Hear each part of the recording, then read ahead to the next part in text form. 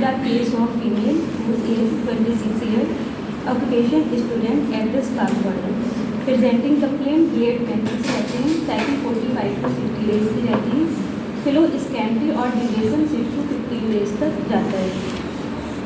इसके अलावा इनके लोअर एब्डोमेन में पेन रहता है जो कि हर वक्त बना रहता है, लेकिन aggravation during and before menses और एम्ब्यूलेशन रेस्ट और वॉमिटिंग रहता है। पहले मेंसेस टाइम पे आते थे, लेकिन अभी 1 या 2 साल से ये दिक्कत चल रही है। वेट इंक्रीज हो रहा है, ये लगभग 3 साल से ऐसा हो रहा है। इनकी एज 26 ईयर है और इनका वेट 75 kg है। फेस पर एक्ने निकलते रहते हैं जो कि खुद से ठीक भी हो जाते हैं। ये दिक्कत भी लगभग 3 साल से इनको रह रही है। इससे पहले इन्होंने कई सारे एलोपैथी डॉक्टर से ट्रीटमेंट लिया है, लेकिन जब तक ट्रीटमेंट लेती हैं 1-2 महीने तक ठीक रहता है और उसके बाद फिर ये दिक्कत शुरू हो जाती है। जनरल एग्जामिनेशन में थर्मल इनका ठीक है, एपेटाइट नॉर्मल है, स्लीप नॉर्मल है, स्लीप डिस्टर्ब रहती है। जब से उन्होंने नीट की प्रिपरेशन शुरू की है इनको नींद आती ही नहीं है।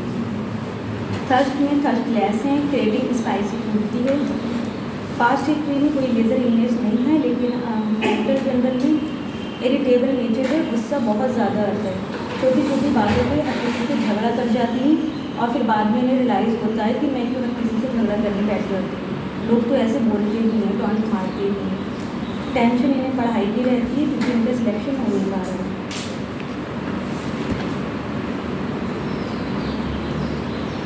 गायनी हिस्ट्री में इनकी मिनार्की 13 ईयर की थी, पहले 13 ईयर में शुरू हो गई थी।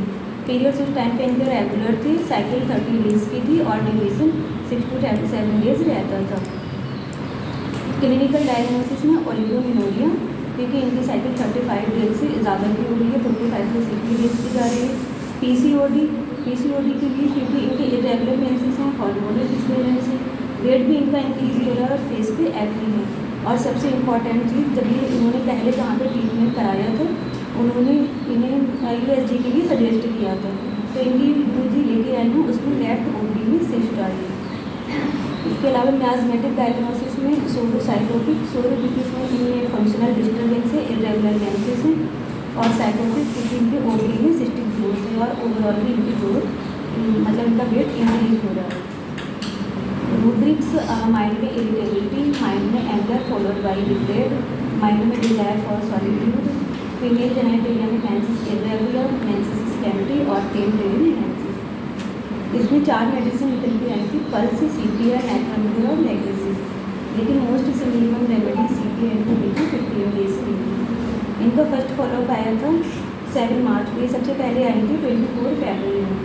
तो इनका फर्स्ट फॉलोअप 7 मार्च को आया था, 2-3 दिन पहले जा रही थी क्योंकि इन्हें कहीं जाना था। इनके लोअर एब्डोमेन में जो पेन हर वक्त बना रहता है उसमें काफ़ी हद तक इन्हें आराम था। नींद भी इन्हें अब ठीक आ रही थी।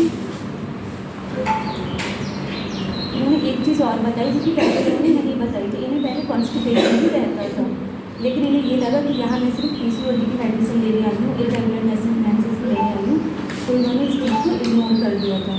अब ये बता रही थी कि जो इन्हें पहले कॉन्स्टिपेशन कई सालों से बना रहता था हर दूसरे-तीसरे दिन, वो अब नॉर्मल है। जब से ये होम्योपैथिक मेडिसिन ले रही है इनका पेट साफ रहता है। इसके अलावा आगे के सेकंड फॉलोअप ले लेंगे क्योंकि अभी आगे